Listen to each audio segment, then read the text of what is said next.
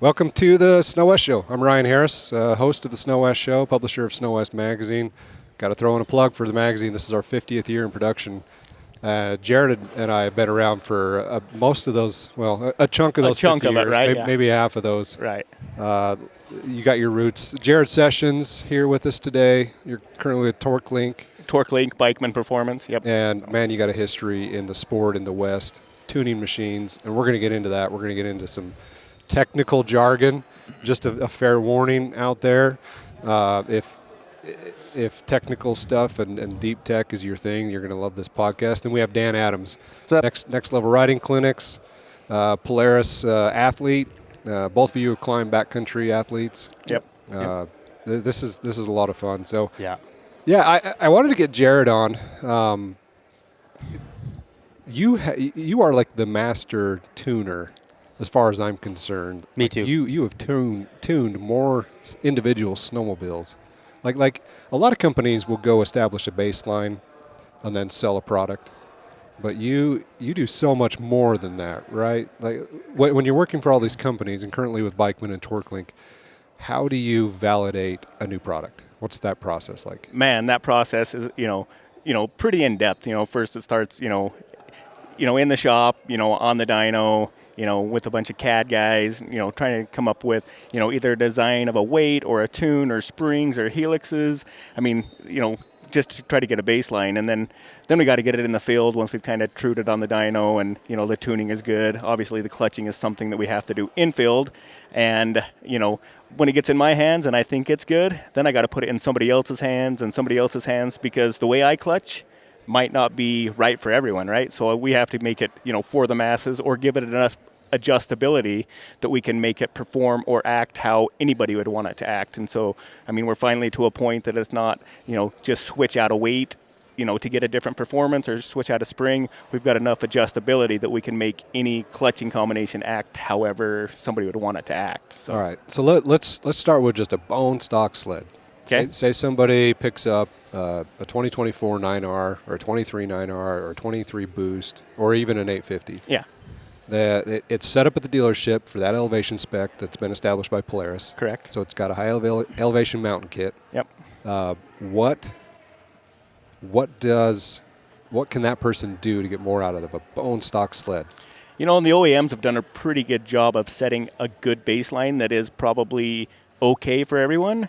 And, there's a lot of people, and I use this phrase a lot, you don't know what you don't know, right? And so if you don't try something, you don't know if it's going to be better or worse. Because the benchmark is set pretty high with the OEMs, especially with the industry and the market going so much, performance driven rather than just, fit everyone, right? These sleds are pretty specific, so we have to work pretty hard to come up with something that works better than the factory setup. But, there's always something, left on the table where we can squeeze a little bit more RPM out of it, pick up track speed a little bit faster, get a little better drivability, better backshift, maintain, track speed, or if you want to just flat drag race, there's different, setups for all of that stuff. So okay, so let's dial into like a very specific spot. Okay. So where do you ride mostly? Would you say like Star Valley, Wyoming? I would say that's pretty close. Island Park, all of that starts out around. Let's take Island Park. Yeah. That's a generic spot. Generic start, you're kind of up on the plateau like 6,500 feet, and you get to go to 8,500 feet. So there definitely is an elevation increase, which is going to, need some adjusting potentially to maintain maximum performance in that 4,000 feet, elevation change. So if you take a bone stock, let's take a Patriot Boost and let's take a Turbo R. Okay. What are you doing, like with all of your knowledge? What are you doing, leaving the sled stock except for clutching? What specifically are you changing to get more track speed, more backshift, make it ride the way you want? Our full clutch package, starts off with, it is a full everything. It's weights, springs, helix, and a secondary spring. So we're changing out all of the internal parts, as well as a lot of times we're even changing out the clutch face, trying to get a little bit more efficiency, a little better belt cooling. But we're changing, pretty much, all of the guts or all of the, parts that are, removable or changeable, just to get a little bit. It might be only a degree or two on the helix, but, those degree or two make a pretty big difference. difference in how? Like, what does it feel like? You can get, a little better upshift, but still maintain backshift. You're trying to stay, in the power band, right? So if you leave the bottom of the hill and you've got, great RPMs, and then you hit the hill, and your RPMs suck down 400 RPMs. Now you're out of, peak power and peak torque, and so you need your machine to backshift, to get you back into peak, and so, it could require a stiffer secondary spring, to keep it in the right gear rather than being in fourth gear when you need to be in second gear. So if we just took this like piece by piece, if I started only by changing my secondary spring, which way am I going? What's that going to do?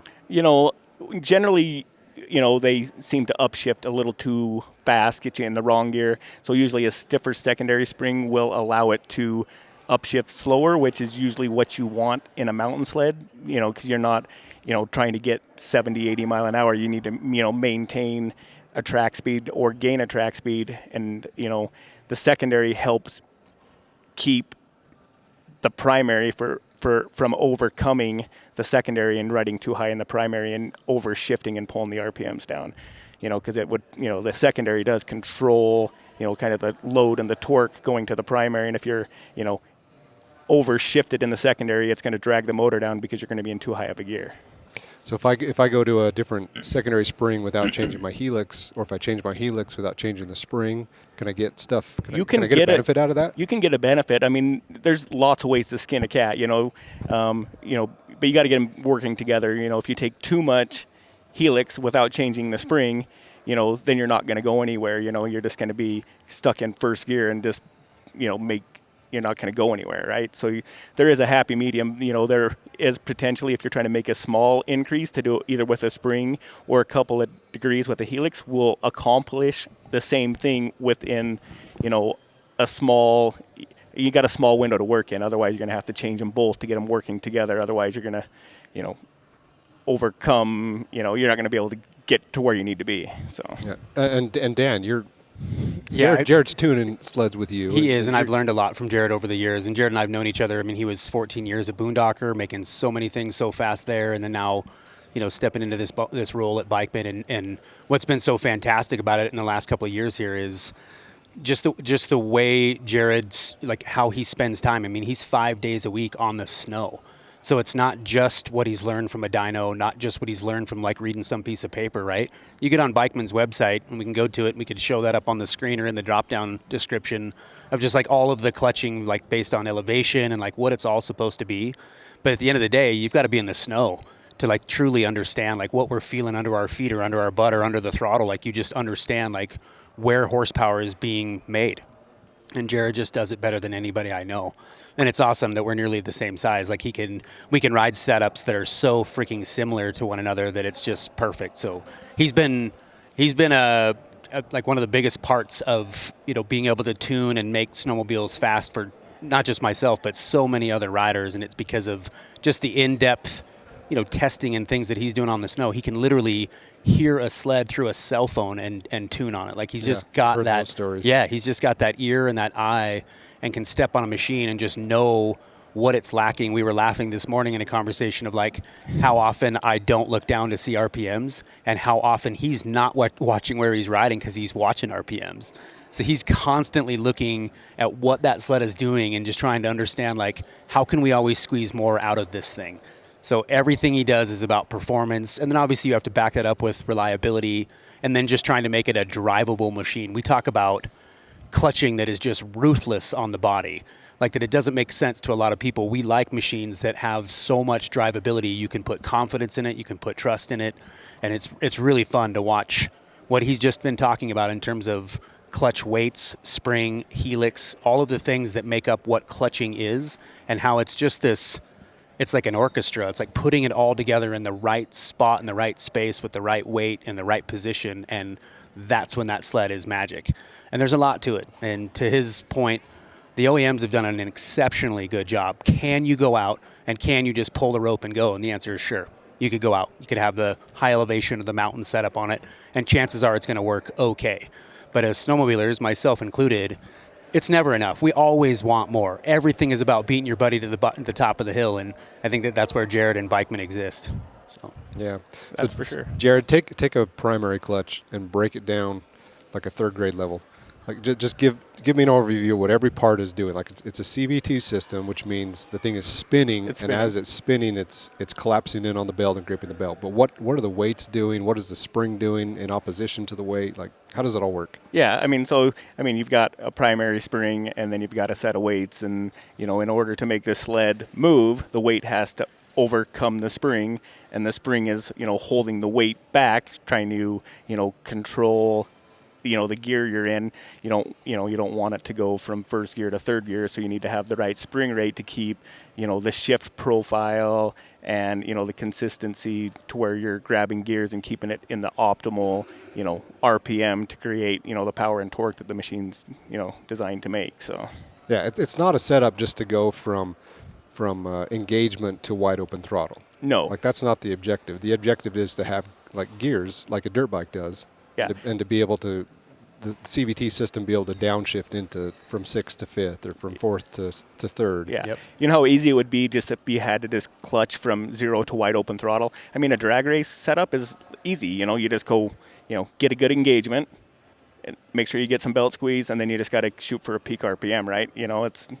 It's simple, but, the mountain scenario, there's so many variables and there's so many different riders, I mean, and that's the tough part, right? Because my clutching might not be for everyone because I'm a, pretty aggressive rider. But if you take even some good mountain riders, they don't ever go to full throttle. They just kind of cruise around. And it's, it makes it tough to make sure that when they want to be in third gear and only at half throttle, that they stay in third gear, right? So what is the weight doing, and why is the weight profile so important? I mean, that just controls, the rate of how it, shifts. If you put a really big hump, initially it's going to, it's climbing a hill. And so it's going to, a real flat profile is going to shift slow because it takes a long time for the surface of the ramp to travel along the roller. And so if you put a more aggressive hump in it, then it's going to travel that surface a lot faster and put you, and so, naturally aspirated profiles are different from turbo profiles because of where the power is delivered, right? So you have a little bit of a flat profile initially on a turbo because you're not building a ton of power, but then you need it to grab gears fast, right? So you change the profile, to where the ramp moves on the roller quicker. Because you don't want to do that with just a spring. Otherwise, you're going to end up with a really soft spring on the top end and you're going to get no back shift, right? So you're going to get to a high gear fast, but you're not going to be able, you get out of the throttle and get back into it, you're going to get no back shift, right? So you're going to have a really flat, dead spot. So what's the downside of a stiffer spring if I'm just going for a little higher engagement, but I don't change my weights? I mean, you can get, a little bit out of there, but I mean, if you don't change your weight and you get a little bit bigger spring in there, you're going to be able to control your upshift a little bit more. But if your spring's too stiff and the weight can't overpower it, now you're just going to build belt heat or slip, and you're going to be, over RPM or, slipping the belt on the primary. Yeah. what's unique about all of it is it's all modular. So for the people that are listening that are like questioning, like, do I have to do all of this all at once? Like, do you have to just go all in? And the answer is no. No. Like, you can. And we having the snowmobiles that I do at Next Level, it's awesome because we had a bunch of 9 hours last year and we were able to just do, on one of my guides' sleds, we were able to just do just sniper weights. And then on another one, you do sniper weights plus the primary spring. And then on another sled, you do primary spring plus the sniper weights and a helix. And then we had packages of how we were going to put it together, spend some time on each one of those and find out, benefits, pros and cons, like what's happening. And so to everybody, it's like, it doesn't have to be these full blown, you got to go all and in, there's a all gain together. with every single component. There's a slight advantage or edge that you put on each thing as it happens.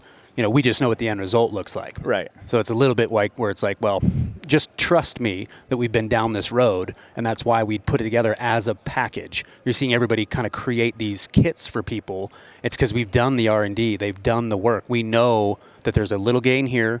Oh yeah, this shifted a little bit better. This thing, as I got off the throttle and back on it, like that made it a huge improvement. Like, let's keep going, and every little way making those tweaks, and now you've got this stage 2, or like what we'd call that as a package.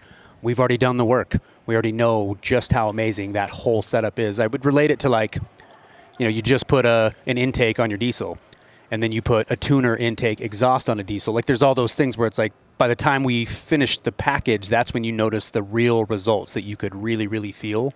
It's all modular that way, which is great. You don't have to go all in. So with your analogy with the truck, though, it is clutching the same way in that if I put if I put a bigger turbo on my truck, Sure. it's going to give me a benefit, but it's also going to cause some issues that if I don't also increase my fuel supply, increase my fuel pressure, increase my airflow, increase my exhaust diameter, Yeah.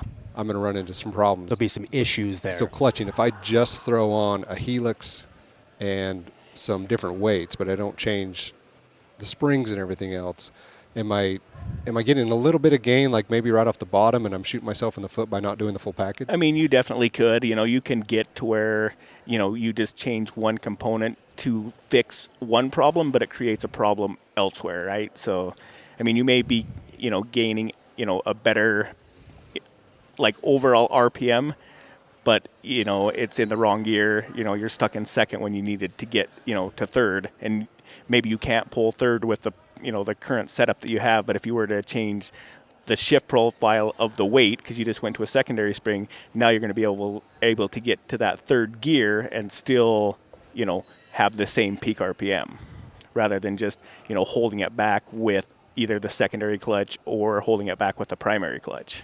I think it'd be important to understand, too, that the only time it would ever be negative is if you just did something drastic. Yeah. In other words, like you had like a stock helix in there and, whatever that profile is, and you went to something completely random and just did that could easily end up being a negative. You know what I mean? If that's kind of more to your point of, like, it actually ended up causing more problems than good, it would all depend on, like, what that variable looked like. If you put, a weight in that had nothing to do with where that current setup is, yeah, that's going to be a total negative. So you do have to kind of stack these things together, but I guess maybe where I was headed with it is that you can do one, figure out the advantages if that's something you like, and then you'll just start to add to that as you go. So. Yeah. I mean, and the cool thing with our new sniper weight is, I mean, if you want to do, and my setups are going to be different too. If I'm going to go tree riding, I'm going to give up a little bit of the top end to get the drivability, the quick throttle response, the good in and out of it. I don't want to have to be relying on my brake all the time to backshift the sled. Because if you lock up the track, it's going to backshift, right? But you want to be able to get out of the throttle and get back into it without scrubbing speed per se, right, with a brake. And so you need your sled to backshift and not, be hanging in third gear when it needs to be in second gear, so you can make your, move around a tree or jump across a creek bottom when you're already rolling. And, you don't want to have to rely on grabbing the brake to try to jump a creek. Sometimes you just need that panic rev, per se. You need the thing to respond right now. And so if you're in third gear when you need to be in second gear, you could be in trouble. So. And there's not too many mountain riders that even care about top end. They want 0 to 30 or 0 to 20 or 0 to whatever. They just want that to whatever that next move is. That's what a mountain rider, it's not even loves, it's relies on. You're in the deepest, gnarliest, got one move to make. You want that clutching or that sled to perform from that 0 to get me up on top of the snow and out of that position we're in. That doesn't mean I need this, like, 5-minute pull up a hill. There's not that many dudes that ride the trees that want or care about what that thing feels like as it shifts all the way out, top end speed, top end power, how it goes down the trail. We want that thing from dead stop to like the 30. Like, just build RPM in that quick little 15 foot, because that's what I'm going to get out of that hole and not be stuck. Yeah, but if the scenario happens when I need to do that, I will make an adjustment to my clutch with the same weight, same everything, and I will line up with the guy that wants to do that. That's what's so cool about the adjustability of the whole system. He's absolutely right. So. The weight profile is cool. The adjustability is cool. We can get, a weight to act like a helix, but we can also make it act like pretty much any other weight on the market with an adjustment. You could make it act like that with just, some simple adjustments. You want it to act like more of a stock weight, you can make, move some magnets around, move some set screws around, and you can make it act like a stock weight. If you needed to, have tons of backshift, you can add some weight below center, because that weight, is going to want to backshift really aggressive. If you need a higher engagement, you can shift some weight around without messing with springs and, kind of kill a lot of birds with one stone with, just one weight. And when you talk adjustability, this is like clutching's come a long way in the last 10 years. It's made a lot of advances in the few years, yeah. Last 5 years, 6 years. On the snow, you're talking about you have magnets in your backpack. And you can well, the add weight, or magnets, you once you can have the move them body around. once you have the body adjusted, which is going to be your magnets, and that's kind of your your weight below center mass, which is kind of your back shift weight. So all of that weight is below the center line, of the rotation, right? Well, So break that down though. Like that probably just went over everybody's head. What does center mass mean on a clutch weight? I mean, so the weight, parks in a certain position, and most of the weight on a normal profiled weight is, above the center line of the weight when it's rotating, So we have weight below the center line, which is holding the weight back, almost like a stall, right? And so once it comes to a certain RPM, and now the weight is able to overcome the spring, so we kind of get a slingshot effect. I would say that the weight is like stalling. We're engaging. We're holding second gear. Now the power's there. Now we're going to grab second, third, and fourth gear real fast because we have this, this mass below center, and so through the mid-range, it's going to have a pretty aggressive effect on how it shifts in the mid-range. So it's going to be really rippy on the bottom, but through the mid-range, it's going to pull when you have the power, right? And that's what you need it to do. You need it to make your move, but now you need it to pull to get on top of the snow. But now at a certain point, you're going to need it to maintain RPM and track speed. And so now once that weight gets to a certain spot in the shift, it has way less, I guess, shift force. And so that weight, that the below center mass now has almost become neutral. And so now we're going to be able to hold our RPM. But once you let off the throttle, that weight is going to want to return below the center mass because it's always wanting to go the other way, and your top weight and your spring are going to push it back, and so that aids in your back shift. So that's where we can get this in and out of it. You can be on a side hill and not even really have to worry about running your brake and just rip the throttle, and it's going to respond every time. A lot of clutch setups, you watch a guy check a brake every time he chops the throttle in order to get back to the right gear. Well, we test primarily. I mean, 90% of our riding for SnoWest is testing stock sleds. Yeah. Current model year, prototype, future model years. So we rarely get into aftermarket clutching unless we go ride somebody else's sled, like Dan's sled or Chris's or whatever. So we spend most of our ride is doing exactly what you're doing. Like to force a back shift, we're on the throttle, and you back off the throttle a touch, and you spike the brake, and that pulls everything down and lets the clutch come back out, and then grab the belt at a lower rate. Yep. And then, so we're forcing a back shift, and I bet a lot of riders out there, without realizing that, are forcing a back shift, or they're waiting for a back shift. Yeah. But you can make it instant. Like if I back off, I'm going to get a back shift instantly. Yes, just by backing off. You can back off and get, if stuff's right, you can create that without having to check the brake. If you do check the brake and that's your style, it's just going to even, aid in that a little bit, but it's not always necessary because, there's times that you're not able to set up and do that, So it kind of brings it full circle to what we were talking about in terms of drivability of the sled. Like we don't want to have to tap brake. You don't want to lose momentum. We don't want to lose momentum heading up a hill. That you've got to literally. We get it that they're 500 pounds. It's like they're begging to stop. Mm-hmm. It's not like they coast very well in deep snow going uphill, right? So the opportunity that I have to tap brake to get a clutch to work properly, that sucks. Like that's not what we want. So when you're in a race course, that's seconds you don't want to lose. When you're in the backcountry, that's whether or not you get the next 15 feet in that deep snow. So that idea that you have to check brake to get the sled to do what you want, and you can. I would tell you that back shifting, when it doesn't work, is really easy to recognize. It's when clutching is dialed, just like when suspension is dialed. Like when you finally have that, you know it. Like you understand it. And you're like, wow, this thing just is performing exactly the way I'm kind of anticipating its performance. And man, when you get it set up just right, that's friggin' awesome. Problem is not like you had said. A lot of people are dealing with stock snowmobiles. It is what it is. It's built for the masses. Every OEM would admit to that. Both shock setup and clutching setup. It's just built to just be good and be reliable and all those things. It's not until you stop being complacent, stop being like, well, this is good enough, and you want to get into that next stage of that, and that's when you start making these tweaks. And it's pretty fun. So talk to me about the differences between the P85 and the P22. Like, did the P22 give you a big advantage, or is it just a roller? Myself, I have, good success with both. I do like the P22. If you are a very maintenance-oriented person, the P85 is a great clutch. There's a lot of components out there for it, and you can make it really work well. A lot of guys, if I'm riding a P85, I'm adjusting my belt deflection sometimes 2 and 3 times a day for, to make it optimal. And guys don't do that, where the P22 does allow you to always have your belt deflection right, which is you want it to start in first gear. So you want a good tight belt. If your belt deflection's too tight, you're squealing, you're dragging on the engine, it's going to pull down.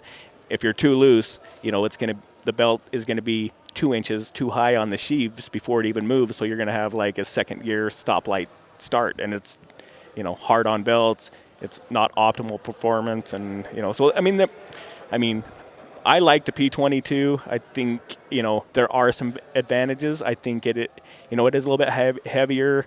I mean, it does seem like it in the mid-range it pulls harder, some higher top end and some higher track speeds, but I mean, I can make either of them perform equally as well, but I personally just, for always being right in some situations, the P22 is kind of what I like. There's been a few things, and, as far as like bolts coming loose and torque spec and, trying to keep everything together, there's a lot going on there. And if you stay on top of keeping things torqued, I haven't had a whole lot of problems, but there is a little bit of a reliability concern. And so I see, people going both ways, and, I'll have a setup for both of them for sure. So across the board, from your experience with the latest generation, the new Arctic Cat clutch, the primary, Skidoo's clutch, the P22, what are the differences and what are the similarities?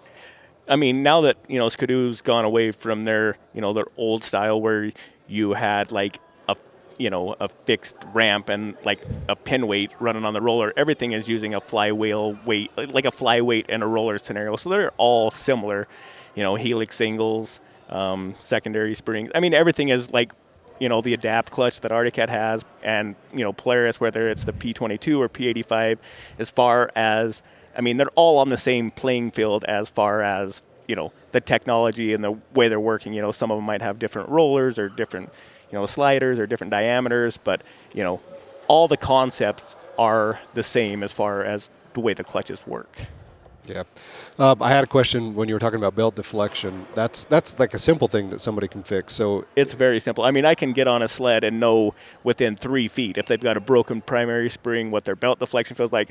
How do you even ride this thing, right? And you can, there's a lot of things, by staying on top of your, your primary spring, which is a wearable part, and your belt deflection to make a horrible experience be really good within like 30 seconds of an adjustment. So if you're starting up your sled and that thing is squeaking and it's wanting to like creep forward, you're too tight. You need to open up the sheaves just a little bit, that way the belt's not so tight. Yeah, or you have a broken primary spring. Yeah, or you have a broken primary spring, right? Yeah. So how common is a broken primary spring? It seems like it's been pretty common as of late. Some of the last spring couple rates, seasons, it seems like things have been breaking, and pretty hard to tell. It's not just a quick peak in there, you know what I mean? It's not like when a belt's coming apart. It's like one coil right at the top, and sometimes you might not only be down 100 RPMs, but you will lose 100 RPMs. I can feel 100 RPMs. Some people can't, right? So it's something to take, to look at, and if a spring breaks, you got a lot of sharp edges. It's going to eat into your aluminum, and it's going to wear parts prematurely for sure. Yeah, and can you get out with a broken primary spring? And the answer is yeah. It's not fantastic on everything. Your day of performance riding is done. Like, you should come out. And so the idea that for $25 people aren't carrying a spare primary of whatever flavor, like literally have something to get you out of the backcountry. But man, to turn great day or turn bad days into great days or okay days into amazing days, it's just like having another ski rubber. You know what I mean? A factory ski rubber is $10. Put it in your backpack. Put it in your tunnel bag. A factory or any one of these primary springs, they're $25 to $30 depending on what you're getting. It's like, have the spare, because we don't know when that's going to happen. Heck, you could have left the parking lot and it already happened. You didn't check from the night before, or whatever it looks like. But those things they're great ways to ruin an awesome day, because it's not going to happen most of the time in a parking lot. It's going to happen when the boys are out, the POW is good, and now you're sitting there with a broken part. So the crazy thing is, like, the Skidoo spring is a pretty meaty spring. Skidoo doesn't usually have the problem, but the adapt clutch and the P22 and P85, throughout the years, I've seen a lot of primary spring failures, especially when guys are starting to go after higher spring rates and the power's up, and now we're trying to control these heavier weights, and so the springs do take a lot more beating than they used to. And there's enough videos out there that exist about how to replace those. That, guys, to be honest with you, like a little service announcement is that while you're in your shop, while it's comfortable, and you've got the right tools and everything else, there is nothing wrong with pulling that thing apart and putting it back together. Do it there so that when you're in the backcountry and you're kind of limited on all the, conveniences that you'd have inside your shop, you know what you're doing. But most people are like, that's not going to happen. That won't happen to me. And then when it does, because we both know the bearing on the inside of our primary covers, like that's pretty dang important. So getting that thing centered up, especially on a P22, like you got to know what you're doing. It takes a little bit of practice. It's not like, hey, I saw this on a video, we should be able to get it done. Like I would practice with that prior to it happening, and it just makes you more prepared as a rider. Yeah, there's some movable parts for sure, and you don't want to damage bushings or whatever. Otherwise, you're going to create friction that you don't need in there. So, well, mountain sleds these days we've got higher performance, lower, extremely higher performance with factory for turbos sure. and all That's that. crazy. A lot less weight. We're into this age of consumable parts on snowmobiles rather than expecting the entire snowmobile from the ski loop to the snow flap to last for 5 years. Sure. Yeah. We're consuming tracks maybe once or twice a year, like you would a rear tire on a dirt bike. Yeah. You're going through clutch springs. You're just using parts. Ski rubbers, classic example. Yeah. Most people out there don't know if you change your ski rubber 3 or 4 times a winter. Yeah. That'll make a world of difference. Or even if you know how to feel when that ski rubber is shot. Yeah. Yeah. And there's a difference in guys, right? And to each their own for sure. I'm a performance guy, and a primary drive belt is a huge performance piece, right? Some guys are like, man, when I first got my sled, it made 8,500 RPMs. It ripped, my belt looks good, everything's good. Now I'm only making 8,000 RPM, right? It's crazy, if you don't stay on top of like belt maintenance or, I'm at every 300, 400 miles, I'm putting a new primary belt on my snowmobile because I know that 500 RPMs is important. I don't really care about making 2,500, 2,600 miles on a belt because it's going to do it. But are you going to lose performance? Yes, you are going to lose performance. It's a wear item. It's a wear item. Yep. Yeah. Yeah, and the parts aren't getting cheaper either. So, they are not. I mean, a belt's a couple $100, but I mean, this sport is not a cheap sport no matter what, right? No, it's not for sure. So what are your tips for belt maintenance and how to get the most out of your belt? I like to keep my clutch surfaces clean. I don't like to make them abrasive, because once you do, you might get some more belt grip, but you're going to pull your RPMs down and it's going to create friction on your belt. But, I'm a guy that likes to, lightly Scotch-Brite or, keep the belt dust low. Once in a while, I'll even take my belt off and use like, a maroon Scotch-Brite and then just, go around the surface edge that it contacts the movable or any of the sheaves and then just rinse it off with some soapy water and, let it, air dry. But, that will sometimes take the glaze off the belt and kind of bring it back to life. You don't have a whole lot of time to do that. I mean, a couple times doing that, and you're probably going to need a new belt if you want maximum performance all the time. And how are you dealing with belt dust? Are you just blowing that out with air? Just with an air compressor. Air chuck, yeah. And a lot of times, just because of the way the reservoir is, speaking to Polaris, it's like where our oil is and how many guys just in a hurry, they're excited, it's a pow day, and they just blah, blah, and they drip oil, comes over the top, or they didn't put their oil cap on or something like that, and you get residual oil down into the clutch area. It gets on the belt, somehow gets on the clutches. Guys, that doesn't just go away with wear. No. Like, don't just go. You've ruined 2 surfaces. You've just ruined 2 surfaces. And so overall belt life is affected big time by the things that it was a mistake, it's an accident, but guess what? All of these little messes, they happen. It's what we do about it. Yeah. And most people just put the cap back on, close the side panel. It's going to slip, it's going to slide, it's going to do a few things, and all of a sudden it's okay again. And people are like, oh, that's good. Guess what? That residual oil is still there. It's still a part of those 2 surfaces. You have to take the time, pull that belt off, a little bit of brake cleaner, the maroon Scotch-Brite, and it's just how many people don't do that. And it's kind of the same guy that's down 400 RPM that's wondering what the heck happened. And all of it is, that's why we talk about the advantage to the P22 is at least we've sort of solved the belt deflection issue, because how many performance-related issues we've had of pulling side panels and just looking at the belt and being like, guy, how often has it been since you've even looked at this? And they're like, looked at what? You're like, how many videos and how many times has Chris Brandt told you about belt deflection and what that is going to do? We don't get special sleds. It's all the same dang maintenance that we're all doing. So you make a mistake like that or you're losing RPMs and something has faded, something tells me that that's clutch related and potentially right at belt deflection and or something wrong with the belt. I mean, you're in the snow, right? Your snow is water. You get water on your belt and you slip the belt once. That created a whole lot of, it slipped. It created a lot of heat real fast. And It's glazed, right? You glazed your belt. Yep. You either glaze your belt or your clutch faces, and now you've got two surfaces that have been contaminated. So you got to stay on top of that stuff. And does it mean things are ruined? And the answer is no. Does it mean things need to be cleaned and maintained? And that would be the answer. Yeah. So are you washing new belts? I don't generally wash a new belt. I mean, I do make sure my surfaces are new. That way we're working with new surfaces on, minimum the primary. I mean, if you can, throw your tool in there and at least brake clean and get, any residual, matter or, belt, rubber that's been stuck to them or something cleaned off, I would definitely recommend that. Or if you can just, reach in there and just kind of, nothing abrasive, but just take the glazing off of both surfaces, especially when you're starting with a new belt. Yeah, it's kind of funny how they've changed dramatically. We've talked about how specific like the mountain segment has become. And you'd ask anybody that's a dirt bike or a mountain bike rider. I mean, I know you do both of those, right? So it's like, think about how often, like with our e-bikes, let's say, it's like, how often do we go through those and like make sure that things are dialed? You know that you're going to go out and you want that next ride to be an enjoyable experience. So we pay attention to it.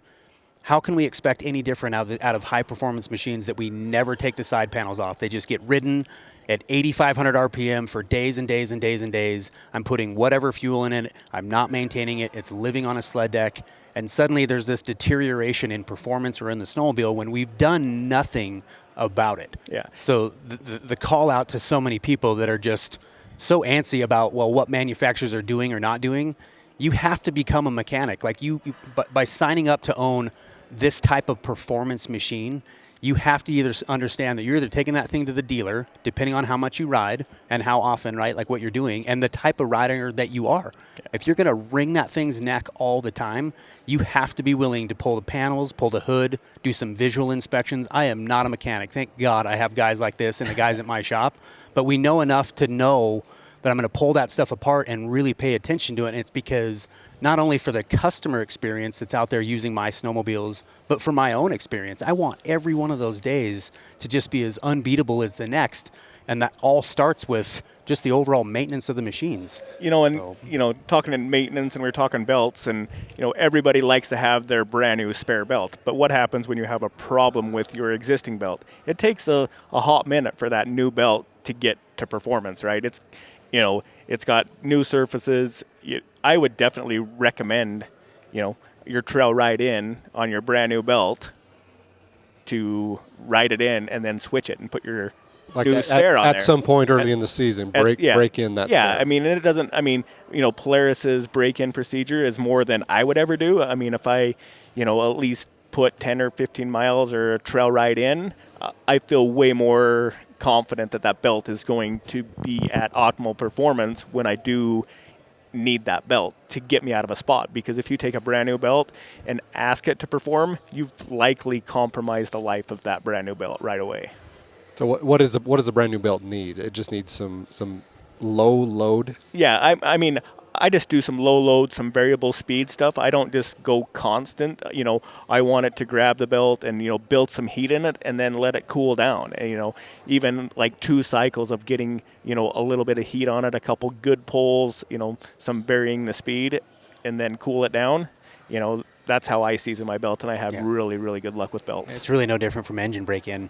Build it up to some temp, let it cool off, build it up to some, you know what I mean? It's just kind of seeing that calm before the storm, because like you said, a belt doesn't typically break when you're next to the trail. A belt is blown and you're in the spot, you got your boys and everybody wants to go again. Well, you just put that brand new belt on. Tell me you're going to go break it in properly. You're not. You're going to just send it. What's the primary cause of belt failure? Heat? Heat is, yeah. For sure. And, we make some pretty cool, like a cyclone clutch cover that is like, has a built-in fan. It does drop the belt temps by like 30 degrees, creates a huge, under hood pressure. It moves a lot of air. And that's probably one of the cooler things we have going right now too, with clutching, just for belt reliability, keeping your clutch surfaces cool and also creating a storm of air in your engine compartment, you don't want stagnant hot air anywhere underneath there. So if you can move air and create a pressure inside that engine compartment, that's a huge plus. All right. So last thing here, I want each of you to just run through your pre-ride checklist. But, the sled and the clutching, like what are you checking, but everything, start to finish, like all of your gear, everything that you do. Yeah, take it. Well, I mean, if I'm on a boost or anything with a P22, I am retorquing my primary bolt. I know Polaris is addressing a few of those things, but, that's one thing I stay on top of to make sure that is, always to torque spec, which is like 120 pounds on those things. So you got to make sure that you stay on top of that. I'm checking my primary spring. I'm looking at my belt. I'll just drag it backwards and just, check the surface areas.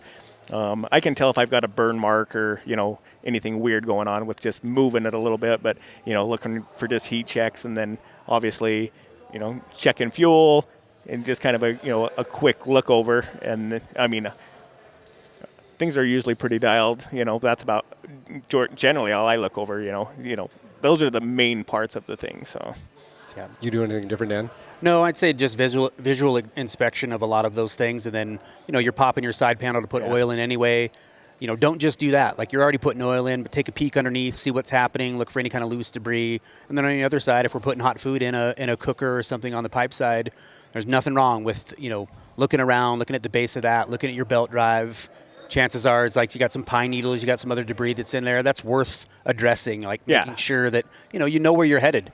We're going to get into the middle of nowhere pretty dang quick. And so it's pretty easy operation to go and do that. And I'm not calling it out that people don't do that. I'm just saying that there's some things that you ought to try and, take a peek at. And there's things that you could, breaking down on the parking lot is fantastic. Breaking down 25 miles back, that's a whole nother, that's a day and a half, maybe even a couple days, depending on the year. I'm going in on horseback and finding the sled. How many guys are like, sleds are still sitting out there? And a lot of that, something happened, right, what it was. Yeah. But the ones where it was just some maintenance is probably what could have solved that. Those are the ones that are out there kind of nodding right now of just saying, I probably should have looked at that sled one or two times out of the 50 days that I went and rode it. I should open it up and take a peek. So. I usually do look in the belly pan, make sure everything's good. I usually check all of my clutch springs, not my clutch springs, all of my exhaust springs as well. Yeah. To make sure they're on. They're vibrating. They vibrate, they break. I catch myself in the parking lot, tip my sled left, tip my sled right before I start it, just to listen to it. If you got something rolling around in there, you better find out what it is before it gets in a quick drive belt or in your clutches, because that could make a bad day fast. Primary springs, bolts, nuts, tree branches, they'll make a rolling sound when you just tip them one side to the next. Yeah, so. And the way Polaris's work, no matter where that is in the inside of that snowmobile, it'll end up in that belt drive. Yeah, that's where it goes. That's the lowest part in that belly pan. We haven't had belt drive failure since 13, right? Where we're actually seeing some failures within the belt. The only failures we see is an object is what got in there, and it blew that belt apart from the outside in, and it's just a piece of bark, just a nut, ice, a bolt, ice could do it from sleds. I clean my ice out from underneath my my quick drive after every ride, or make sure that it's in a heated shop or in my trailer. That's definitely something I do too. And then the pre-ride on the gear is, it's just as much, right? Everything you're doing. It's the gear you rode yesterday or whatever it is. So you're just doing sort of a visual, like making sure everything is dialed, and then when you get to your electronics. We don't go out with half-charged anything. No. So you've got to – I hear these complaints all the time of just, I just did a backpack review on the new Climb bag, and it's like a guy had a good point of like, why isn't there one central charging system for the whole thing? So it's just like USB, into the wall, your radio, your transceiver, your backpack, like all this stuff's charging from one spot. And until that magical day happens, we got quite a few things that we're going to charge. But guess what? I'll almost guarantee it. That every rider going out into the backcountry, your phone is charged before you leave, and your GoPro is fully dialed. The rest of it, questions. Yeah. We maybe left our radio on. Transceiver, not so hot. But those two items, they're dialed. So don't tell me that we can't keep track of all this stuff, whether you're traveling or riding out of a shop. You just got to do your homework. You get done with a day of riding. It's awesome. You're getting out of your gear, what needs to be plugged in so that I can be safe, responsible, have contact with my crew, be an asset to the rescue, if so, like all those things. It's easy. Easy processes. We got this. Well, the best thing you can do is just form a habit. Yeah, for sure. After every ride, just have a Right. process where backpack gets plugged in, radio gets plugged in, transceiver gets plugged in. All of that, or batteries checked and Yep. changed if needed. All of that is done immediately after the ride when you're in the cabin or in the trailer taking your gear off, rather than I'll come back out later tonight and do Yeah. that, or I'll hit that in the never morning. happens. No. Yeah, you do it right then. Yeah. Yeah. Yeah. Okay. All right. This has been great. Lots of good tech info. Again, Jared Sessions, Torque Link Bikeman, Dan Adams, Next Level Riding Clinics, both of you from Climb Backcountry team. Check these guys out on social media. Check out SnoWest merchandise. We've got shirts, hats, hoodies. That's kind of new for us. Again, we do have the magazine. We have a digital format and a print format. You can go to snowwest.com. Cool stuff in there. We have forums, news articles on there. We try to stay on top of the latest breaking news. Big things happening at Climb. We'll get into that next week. Oh, yeah. Hopefully with You guys are Heard crushing some it. rumors there? Look at these mug shots. Oh, yeah. It's like he does a good job. Dan is a multifaceted talent over here. The OG. All right. Well, thanks for coming on, guys. Good seeing you, Hey, Ryan. Thanks. Thanks, Ryan.